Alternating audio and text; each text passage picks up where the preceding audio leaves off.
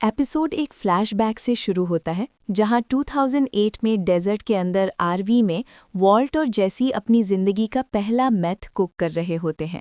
Vault chemistry explain करता है जबकि जेसी बेपरवाही दिखाता है और सिगरेट जलाने ही वाला होता है कि वॉल्ट उसे बाहर जाने को कहता है। बाहर आकर वॉल्ट स्काइलर को कॉल करता है जो उस वक्त प्रेग्नेंट होती है और झूठ बोलता है कि बोगदान उससे कार वॉश पर लेट तक काम करवा रहा है।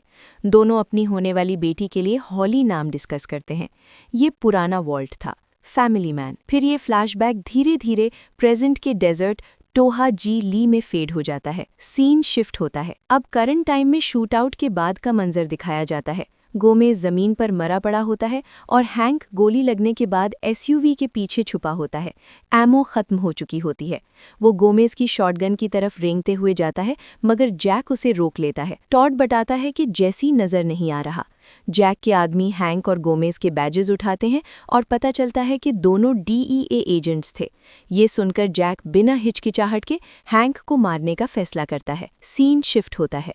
वॉल्ट जो हथकड़ियों में होता है चीख कर जैक को रोकने की कोशिश करता है और बताता है कि हैंक उसका ब्रदर इन लॉ है।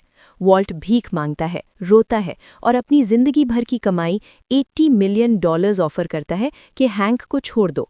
लेकिन हैंक खुद वॉल्ट को देखकर कहता है कि जैक पहले ही फैसला कर चुका है। वो अपनी पहचान ASAC श्रेडर के नाम से करता है और जैक को गाली देता है। अगला ही लम्हा जैक हैंक को गोली मार देता है। वॉल्ट टूट जाता है, जमीन पर गिरकर रो पड़ता है। सीन शिफ्ट होता है। जैक के आदमी पैसों के बैरल्स निकाल लेते हैं और हैंक और गोमेज को वहीं दफन कर देते हैं।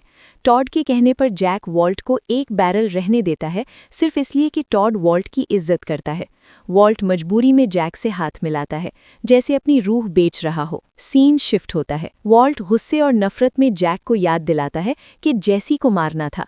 फिर वो बताता है कि जेसी वॉल्ट की गाड़ी के नीचे छुपा हुआ है।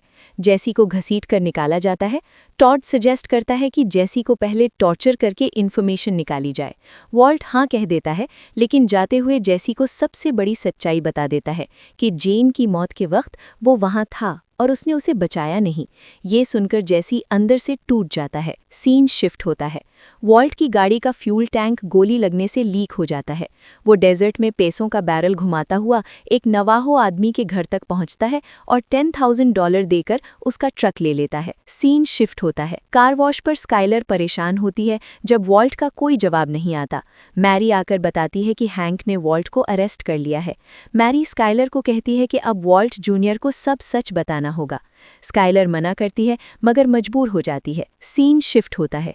दूसरी तरफ जेसी एक सेलर में जंजीरों से बंधा होता है, बुरी तरह जख्मी। टॉड उसे मेथ कुक करने पर मजबूर करता है और एंड्रिया और ब्रॉक की तस्वीर दिखाकर धमकी देता है। सीन शिफ्ट होता है। वॉल्ट घर पहुंचकर सूटकेसेस पैक करता है। स्काइलर और वॉल्ट जूनियर वापस आते हैं। सच सामने आता है कि हैंक मर चुका है। स्काइलर नाइफ उठा लेती है और वॉल्ट पर हमला होता है। वॉल्ट जूनियर अपनी मां को बचाता है और 911 कॉल कर देता है। वॉल्ट समझ जाता है कि अब उसकी फैमिली उससे डर रही है। सीन शिफ्ट होता है। वॉल्ट हॉली को उठाकर भाग जाता है। स्काइलर सड़क पर गिरकर चीखती रहती है। पब्लिक रेस्टरूम में वॉल्ट हॉली का डायपर चेंज करता है और जब हॉली मम्मा कहती है तो वॉल्ट को अपनी तबाही का एहसास होता है। सीन शिफ्ट होता है। वॉल्ट स्काइलर को फ़ोन करता है जब पुलिस सुन रही होती है। वो जानबूझकर स्काइलर पर इल्ज़ाम लगाता है ताकि उसे लीगल तौर पर बचाया जा सके। कॉल के बाद वॉल्ट हॉली को फायर स्टेशन पर छोड़ देता है। सीन शिफ्ट होता है। सुबह के वक्त वॉल्ट अपना पैसा और लगेज लेकर डिसअपियरर के साथ नई पहचान की तरफ रवाना हो जाता है। हाइजेनबर्ग का एम्पायर खत्म हो चुका होता है और यहीं ये एपिसोड एंड हो जाती है।